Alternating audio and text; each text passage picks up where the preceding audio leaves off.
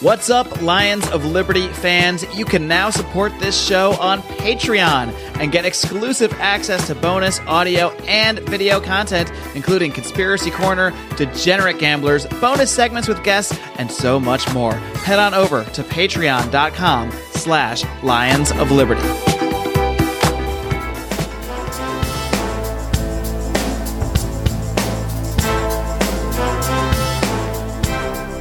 Welcome to Felony Friday, a presentation of the Lions of Liberty podcast. Here is your host, John Odermatt. Felons, friends, and freedom lovers, welcome back to another edition of Felony Friday, a weekly show right here on the Lions of Liberty podcast. Of course, Felony Friday focuses each and every single week on exposing injustice in this nation's so broken criminal justice system.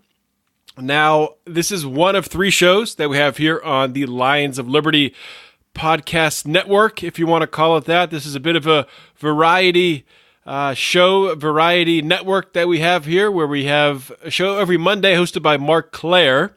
We kick off the week with Mark's show.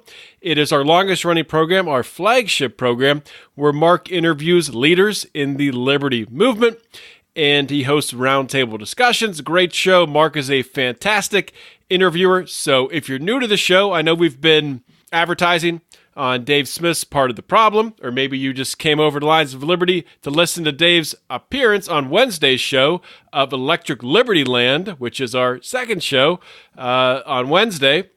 That's, of course, hosted by Brian McWilliams. It's your weekly shot of culture, comedy, and liberty. Brian does a fantastic job of mixing in current events, culture, and libertarian perspectives and philosophy mixed in with a little bit of comedy. Does it in a very entertaining way. So be sure to subscribe to Lions of Liberty on Apple Podcasts or Stitcher or wherever the heck you get your podcasts. And don't miss an episode, because we're bringing the fire every Monday, Wednesday, and Friday. This episode of Felony Friday, it's going to be another solo show, guys. Got lucky 2 weeks in a row. Just a crazy time of the year right now with the election wrapping up and all that stuff. And it just so happens that this week my wife was traveling for her work, for business. And it just kind of made sense that with me having to watch my daughter, I didn't really have time to do an interview and then edit an interview, and I just wanted to do a solo show, just get everything out there. It's probably going to be about 20, 25 minutes, so if you don't like that, I'm sorry. If you want to hear more of me, I did do another solo show in our Lions of Liberty Pride group, which was a recap, a immediate recap reaction show to the results of the election on Tuesday night. There was a little bit of alcohol involved in that show, so you can hear my frustrations by joining the Pride. For as little as $5 a month, you can get in our Lions of Liberty Pride. Go to patreon.com/Lions of Liberty, and you can hear me rant some more about the political process and the libertarian results that we all were confronted with on Tuesday. The reality of where we stand with the Libertarian Party. Today's show, you can find all the notes, all the articles I'm going to talk about over at lionsofliberty.com/FF149, because this is the 149th episode of Felony Friday. Amazing. I know, completely amazing. One episode away from another incredible milestone with this great show, this crazy ride that I've been on here with Felony Friday. So guys, let's just dive into it, start talking about some stuff.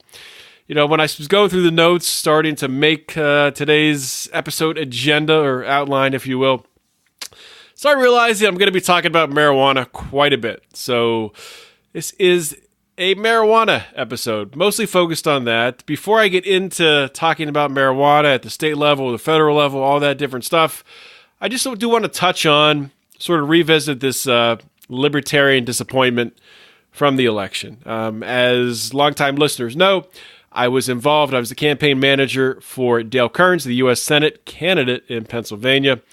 And I just want to say that, of course, we were disappointed in the results, as I'm sure Larry Sharpe was disappointed in New York and Gary Johnson was disappointed in New Mexico.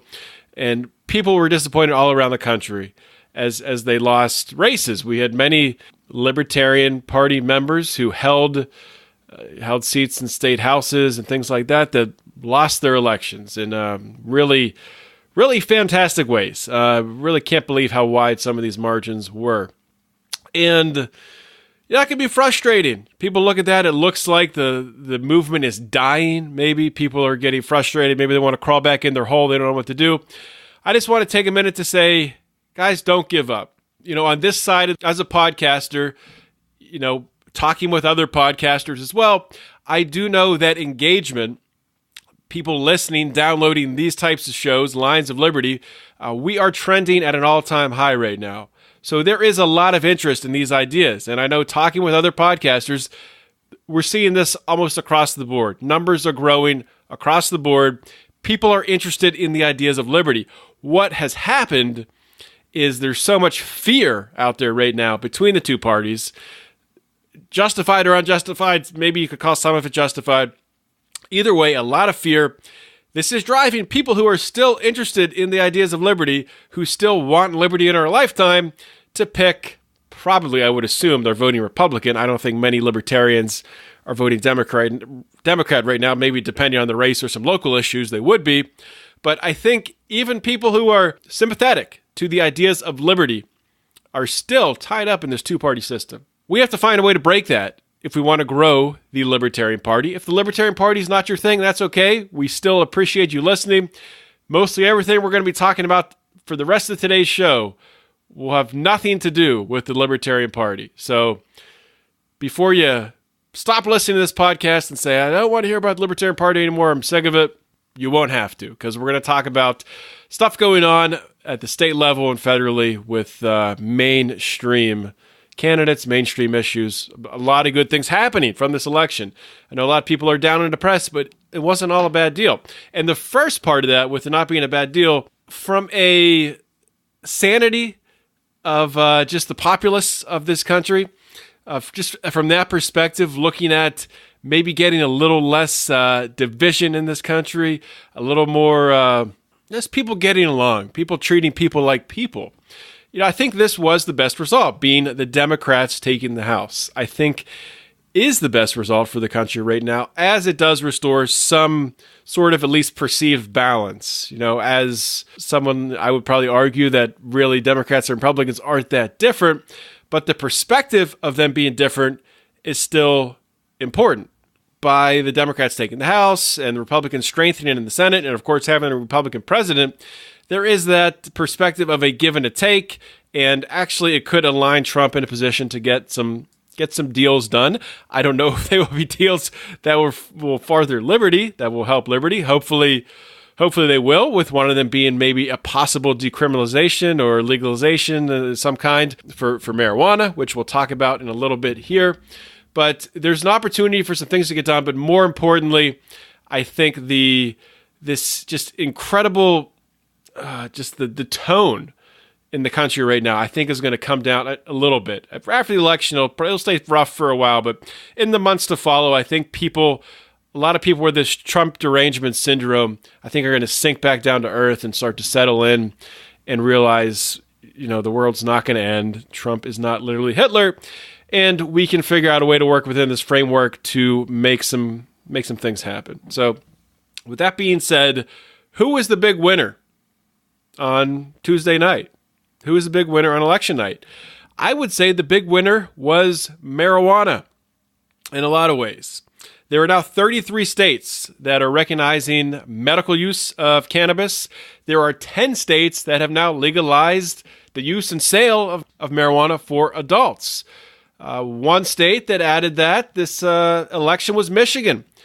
There was a proposal 1, that legalized adult use, cultivation, and retail marketing of marijuana.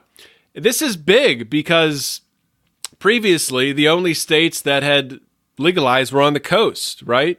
You're talking up the west coast, California, Nevada, Washington, the states like that. Now you have a state in the middle of the country, in the heartland, that has legalized marijuana. Now with all of these states, 10 states that have legalized it recreationally, 25% of the U.S. population resides in a jurisdiction where adult use and possession of cannabis is legal. This is huge, man. And we're going to talking about this forward, possibly this being the momentum to really legalize cannabis at the federal level.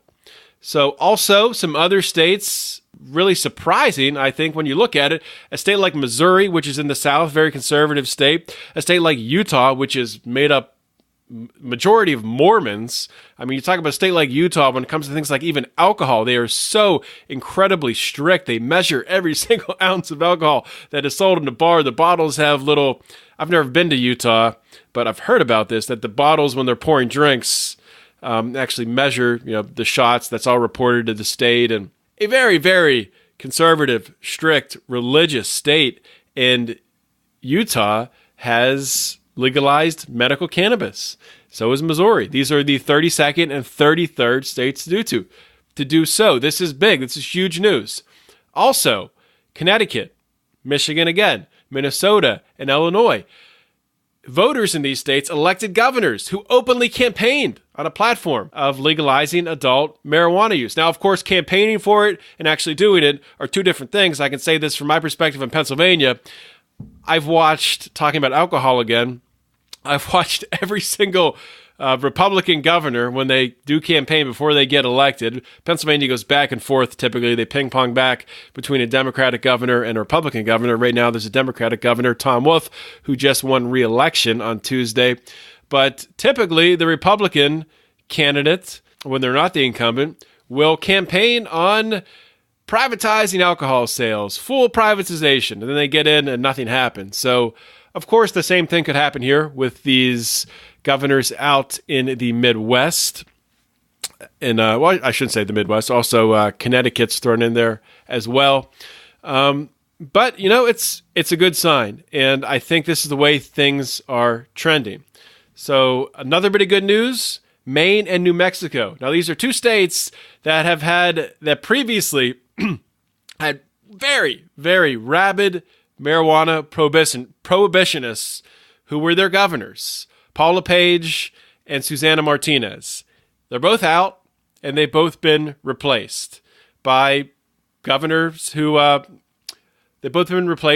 governor-elects who support at least enacting some sort of cannabis reform. They're not, stonewalling it, which is excellent. And this is all good news, guys. And even, I should say, even in Illinois, the governor-elect there, we were just talking about them electing a governor who's pro-legalizing marijuana. He's already starting to talk about how he wants to implement that already, which is fantastic. So that's at the state level. This is good stuff. And there's more I could get into. The momentum is really, I think we're reaching a tipping point here, which is going to come probably not in the lame duck Congress on the federal level, but could happen in early 2019. And a couple reasons for that. So in Congress, a guy who's been so against marijuana, Pete Sessions, no relation to Jeff Sessions, who I'll get to in a minute. Pete Sessions, a Republican congressman from Texas, he lost his re-election bid. This is a guy who used his position as chairman of the House Rules Committee to block House floor members from voting on marijuana-related bills. So this is huge that this guy is out. He's pretty much single-handedly killed dozens of popular bipartisan-led reforms. And these were reforms that were trying just to facilitate, getting medical marijuana access for people in the military, things like that, amending. Even though we have marijuana legal in a lot of these states, it's very limited because of federal banking laws. You're not allowed to have your marijuana revenue flow through these U.S. banks because they're not licensed or they're not permitted to transact with these quote-unquote marijuana dollars. So this guy was blocking even legislation that would allow those businesses to be treated as legal industries. Another guy, Bob Goodlatte. Man, I'm pulling a Brian McWilliams. I've never heard this guy's name said before, and it looks like good latte. I'm pretty sure that's not how you say his name. He's a Republican from Virginia. He was previously the House Judiciary Chair, and he's out. He's gone. Previously, he failed to call any significant marijuana bills for hearings. And he's retired. He's out of Congress. So these are two people that are gone. This is huge. This is very, very big. Because there are marijuana bills that are being prepared to be brought forward. So another big piece of this, of course, is the day after the election, on Wednesday, Jeff Sessions, Attorney General, forced to resign. And I say forced to resign because he said in his resignation letter that Donald Trump asked him to resign. Now, this is, of course, this was expected pretty much. I mean, Trump couldn't really do this till after the election. And this doesn't go back to, a lot of people have sort of speculated that this goes back to Trump wanting to legalize cannabis. That could be like a tiny little piece of it. I think this is entirely about the Mueller investigation and Sessions' recusing himself from that investigation, I should say, recusing himself from the oversight. So now that Sessions is out, the guy who has been put in his place is Matthew Whitaker. Matthew Whitaker was Sessions' previous chief of staff, and he's going to fill that role. This guy, Whitaker, from what I understand, I don't know much about him, but he's a Trump loyalist. He's a conservative. He's a law and order type conservative. And this is what he's said in the past. This is coming from the New York Times. This is Whitaker's take on criminal justice reform. In meetings in the Oval Office, West Wing officials said Mr. Whitaker has spoken bluntly and authoritatively about prison overhaul, an issue embraced by Trump's son-in-law and senior advisor Jared Kushner. Mr. Whitaker has told the president that federal prosecutors would oppose some of the measures under discussion. This is according to someone familiar with discussions. Anonymous, take it for what it is. Sounds plausible, sounds right. The cannabis industry has rapidly expanded. For those liberty lovers who want to take advantage of this growing industry, they've been met with a flood of government taxes and regulation. A lot of cannabis companies would just love to hire a full-time CFO, but that could be super, super expensive. But what if you could have the knowledge and experience of this full-time CFO at a fraction of the cost? If you're in the cannabis business or you plan on entering the fray, then you need to schedule a free consultation with the Grow CFO, Rachel Kennerly. The Grow CFO will help to maximize cost of goods sold deductions by employing accrual and cost accounting, creating tax savings, and improving cash flow. They will keep your books in an audit-ready state. If you or someone you know is either already in the cannabis industry or thinking about jumping in the fray, go to thegrowcfo.com and schedule a free consultation today. Why has Jeff Sessions been so bad for really criminal justice reform and for the prospects of legalized cannabis? To get into that just at a high level, and we've done episodes on this in the past. I brought on Lions of Liberty Legal Counsel, RICO, of course, to talk about this when he was nominated and eventually confirmed to be the Attorney General. We talked about a bunch of this stuff. But one thing that Sessions did in his time is he rescinded the 2013 Cole Memorandum. And what this memorandum was, it was a memo created during the Obama administration that protected marijuana legal states from federal scrutiny, which is sort of confusing because if you remember way back at the beginning of the Obama administration, Obama was raiding dispensaries in California and all that stuff. But Obama sort of evolved during his presidency. I don't think he actually evolved. I don't know what exactly led to it. But this Cole memo was a good thing. And it kept the feds out of the states. Sessions pulled that out. I don't know if he actually utilized it, if he went after any states. Not to my knowledge, I haven't seen that happen. But that threat, that's not a good thing. The bigger thing that Sessions did is he reversed, this is another Obama-era thing, Eric Holder's Smart on Crime initiative. So what was the Smart on Crime initiative? When I talk to a lot of my liberal friends, I have liberal friends who are lawyers, and they're very passionate about criminal justice reform, so we're aligned on that. This is what they bring up when they talk about why they hate Jeff Sessions, and I think they're 100% on. So what did he repeal? What was this Smart on Crime initiative? What it was, it had a goal with really five goals stated out. This mission had 5 separate goals. First, to ensure finite resources are devoted to the most important law enforcement priorities.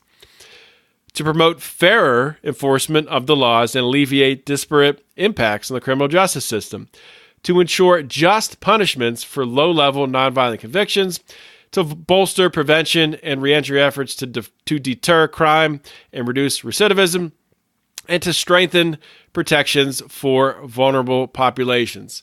So Sessions said at the time, and I quote, "Going forward, I have empowered our prosecutors to charge and pursue the most serious offenses as I believe the law requires." So what does this mean? I mean, this really goes back to a lot of the people that I've interviewed on this show, Felony Friday, a lot of nonviolent offenders, people who've done harm no one. Jeff Sessions was going back to what all these other past presidents did, past administrations did, and freaking pedal to the metal, full prosecution. You're selling a little bit of marijuana, you're involved in a conspiracy, you're going to pay the price for it. You're going to be railroaded, you're going to be crushed. So this is why so many people hate Jeff Sessions. Sessions is now out. Is this good news? I think it's definitely good news. I think people are getting maybe a little bit too optimistic about it, thinking that, Trump has had a come to Jesus moment on marijuana, and they're thinking that maybe he's going to appoint someone who's going to be more socially liberal, as Gary Johnson would say, towards cannabis reform. I don't necessarily think that's the case. I will say this. I think conservatives as a whole have really shifted in the past 3 to 4 years. And you can see that by the work of the Koch brothers, by the work of organizations like Right on Crime, who are working to make reentry better for people coming out of the prison system to be able to get jobs and to reduce this recidivism. So I think conservatives have become more activists in this area, and maybe whoever is appointed, I'm not even going to speculate who it'll be, because I've seen like 6 or 7 people named. I don't want to waste time going through them, because honestly, I don't think it's that big of a deal. I think it's going to be somebody who's pretty similar to Jeff Sessions, at least their history is. Now, they will be a Trump loyalist, and I think Trump will have a little more control over them. He might push them in a certain direction with regards to criminal justice reform, and maybe the things around this Cole memo and around Smart on Crime. I don't think they're going to be revived, but I think something else could be put forth by them that Trump can put his brand on and take credit for. I think that's going to be a big part of this. So I think it will move in a positive direction. I'm not sure how far. I know there's people working hard in the criminal justice community who are trying to work with people in the administration. But in the past, I've had on from the Can Do Foundation, Amy Pova. Amy Pova is very tied into what's going on in this administration. She's tied into the clemency movement. And I wouldn't be surprised if Donald Trump grants the most amount of commuted sentences, pardons, grants clemency to the most people that in the history of the presidency. He's on pace to do that anyway. Obama did a bunch at the end. I think Trump will blow Obama out of the water, which is a good thing. But to get back to Sessions for a minute, and just one more thing, I want to talk about this. So Sessions is obviously out. The left is in this weird position where they hate Sessions, but they want to be mad at Trump for getting rid of him, because it gives Trump the opportunity to put this Whitaker guy, who's a loyalist, in charge. Whitaker, who has not recused himself from the Mueller investigation and has said in the past that Mueller should be limited on what he can look into regarding Trump's finances and things like that. But anyway, so the people on the left labeled it as Trump putting one of his cronies in there, which, right or wrong, might be true. They can't be happy that Sessions is out. It's just a weird situation. So you have this protest that has been pulled out of nowhere. It's weird. It's the hashtag Protect Mueller protest, or Protect Mueller rallies. They're happening right now as I record this. This is on Thursday night as I record, all over the place. They happen in 2 days after the election. It's amazing and a little bit scary how quickly these things come together. Just really makes it crystal clear how well funded they are. So well funded. And really makes it crystal clear how far the Libertarian Party has to go. We have none of this funding to, even for an election. We pour all these resources in for election, and we we shit the bed. And for a freaking Protect Mueller rally, these types like George Soros, who knows who else is involved, are able to pull this together. And I'm sure people are getting paid to organize this and get people together. And I'm sure there's people that are passionate too about it, but it's crazy how quick this stuff comes together. It's absolutely insane. But that's a part of what we're up against. And that's what, I've been going back and forth. We've been talking in our forum, and I know Mark Clare has said this in the Lions of Liberty Forum, which you can join by going to Facebook, type in Lions of Liberty Forum in the search bar at the top. But I know Mark, after these election results, has really said something to the effect of, this is, the system is rigged. If you don't think the system is rigged, you're pretty much delusional right now. These aren't Mark's words, but I agree with him. So these are my words. I think you're delusional right now. If you say the system is not rigged, look at these protests, look at the election, the amount of money dumped into it, the media coverage. It's a two-party system, and I don't know if we break it in our lifetime. I think we can make a difference by growing this party bigger just from an education standpoint, without a doubt. Maybe we get some local offices, things like that. But I don't know how we break this system. I honestly have no idea. And this Protect Mueller overnight assembled rally is just more evidence to that, which is just crazy. And I don't know. One last note I do want to make on cannabis before moving on. I do want to touch on the tragic shooting that happened in California, Thousand Oaks, California, on Wednesday night. But I want to talk about Pittsburgh Norml. So Pittsburgh Norml, they are a group that they reached out to when I was working for Dale's campaign. They reached out for a questionnaire to be answered or whatever to see if we could be endorsed. And, we filled it out, sent it back, pretty much said, legalize it. That's what we want. We don't want a text. We just want it legalized. Should be legalized tomatoes, blah, blah, blah. They gave us, bam, the A rating. And then comes out day before the election, Monday before the election, they endorse Bob Casey, Dale's opponent, the Democrat, who has never come out for legalization. They also endorse the governor, Tom Wolf, who has said very recently that legalization for recreational marijuana in Pennsylvania is it's not going to happen now. It's not feasible. That's pretty much what he said. So it went forward and endorsed these people who are not in favor of pushing for legalization. And when we pushed back on the page and commented and said, hey, what's going on here? Our candidate, the Libertarian, has said this and this and this, and he's for full legalization. Lines up with your mission right here. See how you're for full legalization. See, we should be in agreement here. And they basically came back and said in the comments that, well, Dale can't win, so why endorse him? And then proceeded to block every single Libertarian who was commenting on it. The guy who runs this page, Patrick Nightingale, is a local Pittsburgh attorney. I don't know what his objective is by the people who are most aligned with him in the city of Pittsburgh and the state of Pennsylvania to actually move forward, legalize cannabis, ending the war on drugs, getting these nonviolent offenders out of prison. You think he would want to be our friends, but no, just blocks us, which is crazy, which once again goes back to this is the rigged two-party system. Even Pittsburgh freaking Norml, this little podunk chapter of Norml that nobody gives a crap about, probably this one guy, Patrick Nightingale, does all the posting, all the moderating, everything with it. He can't even break free from this two-party system. God knows what kind of kickbacks he's getting. Anyway, it's frustrating. Last thing I want to talk about, this shooting in California. And I know Brian McWilliams did comment somewhere, I think in an email today, in our we're doing a little back and forth talking about this shooting.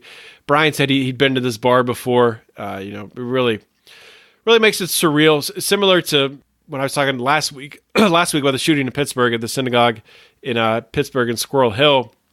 I've been to Squirrel Hill many times. It's a very safe community, great community. When you've been to that area, like Brian had been to this bar, I'm sure people, our listeners in California, are very familiar with this area. It's not a dangerous place from what I understand. And this guy, this ex-Marine, comes in and kills 12 people. And my understanding is he had one gun, one firearm, had a handgun, I think a Glock. I'm not necessarily 100% sure on that. He did have an illegal magazine, maybe a couple illegal magazines. So what's this going to lead to? And, first of all, before I get into talking about what it's going to lead to, 12 people are dead who went to a bar to dance, have a good time, and they're dead. And their families have to suffer through this and try to pick up the pieces and live life, because life goes on. And it's hard to even imagine. And to go back to the Pittsburgh shooting, what made it hit home for me so much is when you actually know people. Like one of my best friends is a doctor, and he was in residency. The guy was this doctor was his mentor that was gunned down in the Squirrel Hill shooting in the synagogue. That just makes it so real. I mean, to that point, every single one of these shootings, I didn't have a personal connection to it, and it's sort of shallow to say, but it's hard to connect. You feel sadness, but it's hard to really connect until you really see it like that on a personal level in a friend who is connected to it like that. But it's just so sad. And you think all the people out there, California and across the United States, who know these people, lost friends, lost family members, lost loved ones, just, it's messed up, man. I don't want to speculate too much about the shooter. Obviously had mental problems, former Marine, possible PTSD, God knows what drugs he was on. God knows what psychotropic drugs he was on, I should say. Also could run other drugs. But, you can't help but think, is this blowback from being at war, from what you saw at war? Blowback from our aggressive foreign policy, coming back and causing trauma at home. So it's messed up. And, obviously the Democrats are going to push for more gun control, which doesn't make any sense. Because you look at the gun control that's enacted, the magazine that he's had, or the magazines that he had, are not legal. So he broke that law. He killed people. Murder, that's illegal. Broke that law. I'm not sure even if the gun he had was legal. I don't know if that's out there yet. Did he have a concealed carry permit? I don't know. I think those are pretty hard to get in California. I don't know if it was, so probably broke that law. So more gun control, is that going to fix this? No. When I think about going to a bar, like I talked about last week, I'm not comfortable. I don't really want somebody in my church.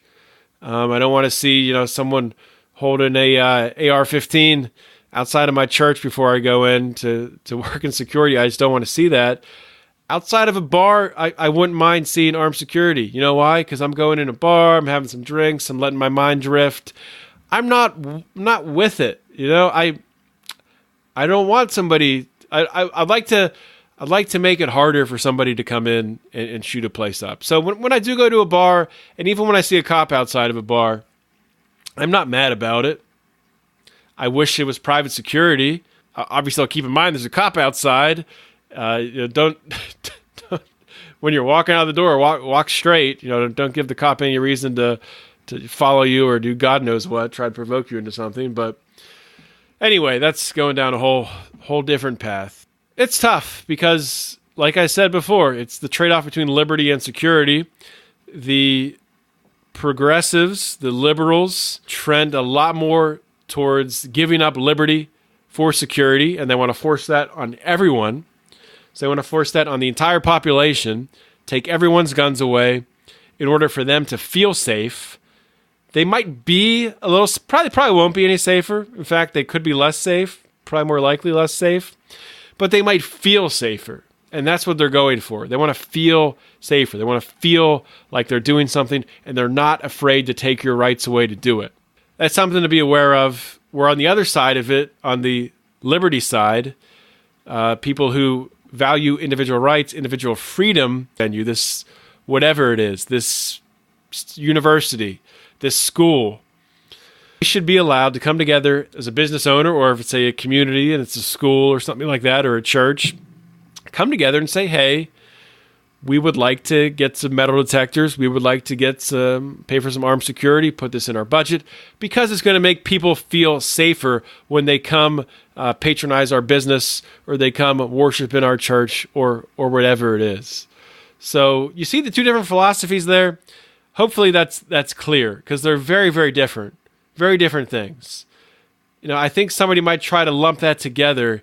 If you do have a business owner who says, no guns in my business, that's fine with me. You can do that.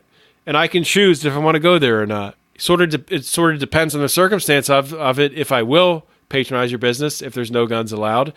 If it's a burger joint and I'm going to be concealed carrying for the day, I want to stop by get a burger, I might go somewhere else that would let me conceal carry in and get my burger. Or I might just conceal carry in anyway, not tell you I have a gun. But no, I would never do that. I would never do that. Anyway, that's it. That's it for the day, guys. That's it for the show, I should say. I wanted to keep this to 25 minutes. Of course, I failed at that. And if you guys like this show, you like the solo format, let me know. I did get a lot of good positive feedback from people saying that they like the solo shows. It's not going to be all solo shows from here on out. I do have some guests I'm lining up for the next couple weeks, next couple months. It's going to be a great show. Episode 150 next week. Got to be honest with you, I'm not sure what I'm going to do. I have a couple ideas, but definitely tune in. I can promise you it will be fun.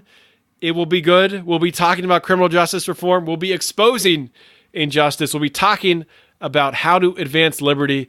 We're going to be talking about how to set people free. Yeah, so that's all I got, guys. Join the pride. Go to patreon.com/Lions of Liberty. Subscribe on Apple Podcasts, Google, TuneIn, yell at your Alexa, listen to Lions of Liberty. Whatever it is, do it.